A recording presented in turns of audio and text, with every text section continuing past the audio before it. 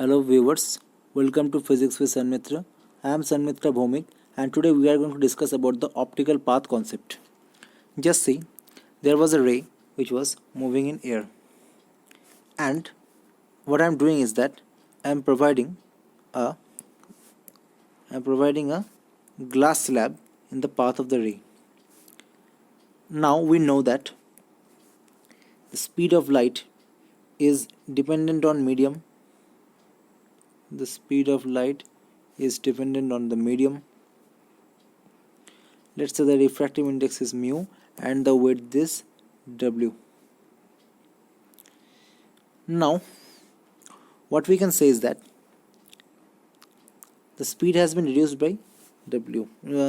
Speed has now, the earlier speed was c and the new speed c dash, I can write c by mu. Now this is the speed.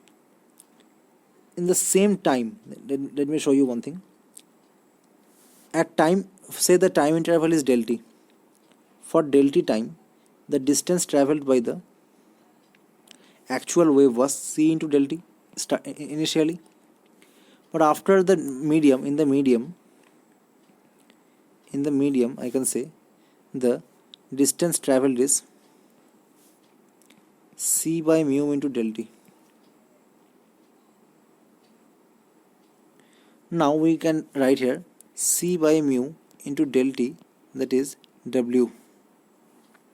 C by mu into del t, that is w.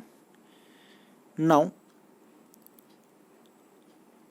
this c into t, this is defined as the optical path. Now what is optical path? Optical path is that distance which the light would have traveled if it was traveling in the air instead of the medium whose refractive index is mu, let's say. So that distance it would have traveled if it was traveling in air, that is mu.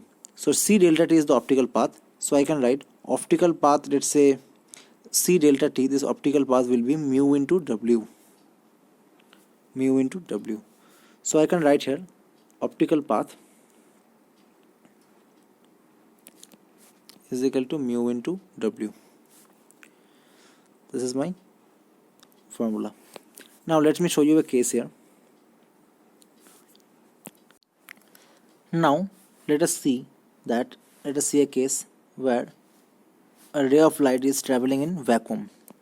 Now let us place a glass slab here and a ray of light, these two ray of lights that are traveling like in parallel, and a glass slab is inserted in the top ray.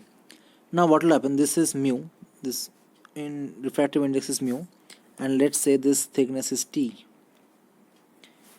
Now what is the difference, path difference between the two ray of lights? See, as this speed is c for these two until here it is continuing to move with speed c, but here the speed has become c by mu.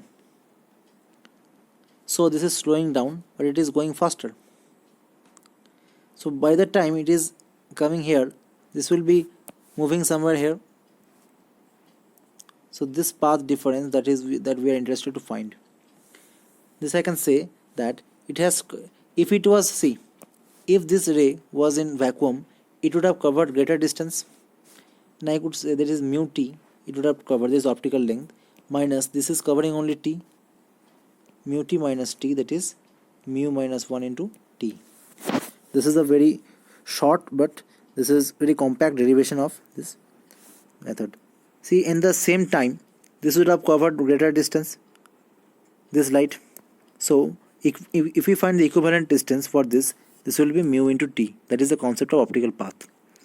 So mu t minus t, this is traveling mu t, this is traveling t, so it will be mu minus 1 into t. That is a glass slab with thickness t. This will introduce an optical path difference of mu t minus 1 with respect to a ray that is actually not passing through any denser medium or any medium. Okay, now one more illustration, let me show you. Let me draw the Young's double slit experiment. Let me draw. Now that I set up, now Let me take the central point only. Now these two, S1p is equal to S2p, so the path difference is 0 now. But to create some path difference, I will add a slit of thickness t and refractive index mu. So the path difference will become now S1p minus S2p. S1p will become, this is S1p dash actually now. So S1p dash will become S1p plus mu minus 1 into t. This is how we apply it, minus S2p. This 2 will cancel out, and just due to this one I will get mu minus 1 into t.